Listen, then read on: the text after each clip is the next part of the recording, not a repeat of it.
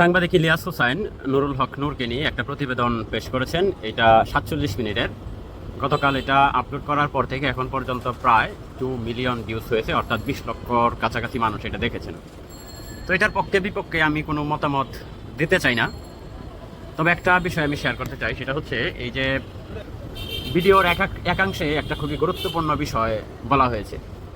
সেটা হচ্ছে নূরের যখন দুর্দিন ছিল, অর্থাৎ আওয়ামী লীগের শাসনামল, যখন নূরকে মিটিং মিছিলে দেখা মাত্রই হচ্ছে গণদোলাই দিত ছাত্রলীগের কর্মীরা, যুবলীগের কর্মীরা, এবং ভিন্ন মত নিয়ে কথা বললেই যখন ছাত্রলীগ আওয়ামী লীগ ধাওয়া করতো, ঠিক ওই সময়টায়, অর্থাৎ 18 পরবর্তী যে সময়টা 24-এর আগ পর্যন্ত, ওই সময়ে নূরের যেই ত্যাগী নেতাকর্মী যেগুলো ছিল বিভিন্ন জেলা, উপজেলায়, ওয়ার্ড, ইউনিয়ন পর্যায়ে, আজকে তাদের কাউকেই নূরের পাশে দেখা যায় না।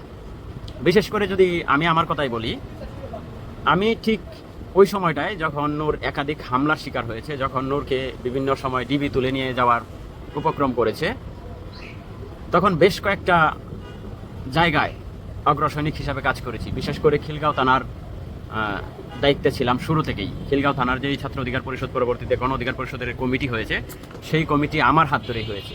এটা হয়তোবা অনেকেই জানেন, আমার সাথে যারা ফেসবুকে যুক্ত আছেন তারা অনেকেই জানেন। আমি নামগুলো বলতে চাচ্ছি না, কারণ তারা একজন এখন এক একটা রাজনৈতিক দলের সাথে যুক্ত রয়েছেন, সেই জন্য। তারপর আমার নিজ উপজেলা গৌরীপুর, সেই গৌরীপুরে যখন আমি মাত্র 13 জন দিয়ে মিছিল করিয়েছি গৌরীপুর পাটবাজার মোড়ে, গৌরীপুর নতুন বাস স্ট্যান্ডে, তখন কারো মায়ের বুকের পাটা ছিল না যে আওয়ামী লীগের বিরুদ্ধে স্লোগান দেয় গৌরীপুরে দাঁড়িয়ে, কিন্তু আমি সেই 13 জন মানুষ দিয়ে মাত্র ওইখানে স্লোগান দিয়েছিলাম। ঠিক আছে, দিনটি ছিল 16 ডিসেম্বর।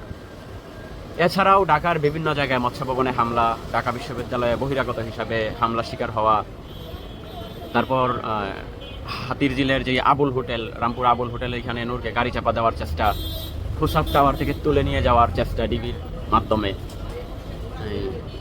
সবগুলো বিষয়ের সাথে খুব ভালোভাবে জড়িত ছিলাম। অর্থাৎ ওই সময়ের যে 1-150 নেতাকর্মী ছিল, তাদের মধ্যে আমি লিস্টেড ছিলাম, আমি কমিটিতে যুক্ত ছিলাম।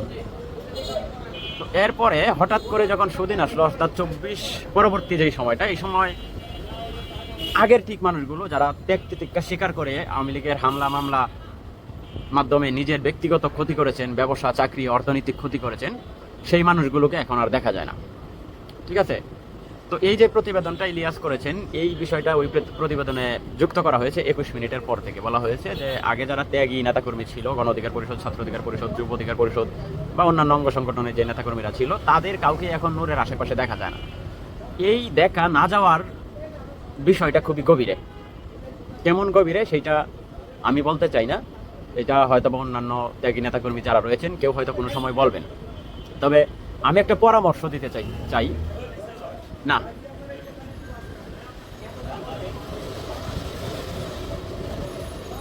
নাই। তো যাই হোক, আমি একটা পরামর্শ দিতে চাই। পরামর্শটা হচ্ছে, স্রোতের বিপরীতে বেড়ে ওঠা একটা রাজনৈতিক দল যখন আওয়ামী লীগের ধরপাকড় ছিল, তখন গড়ে ওঠা একটা রাজনৈতিক দল যাদের এখনকার মূল বিষয়বস্তু হওয়ার দরকার ছিল দলটাকে সুসংগঠিত করা। কারণ এখন সুসময় দলের, এই সময়ে প্রতিটা জেলা, উপজেলা, ওয়ার্ড পর্যায়ে, ইউনিয়ন পর্যায়ে কমিটি দেওয়ার সুযোগ ছিল। তো এইটা না করে তারা কি করতেছে, বিভিন্ন রাজনৈতিক দলের বিরুদ্ধে অবস্থান নিয়ে সাংঘর্ষিক বক্তব্য দিতেছে।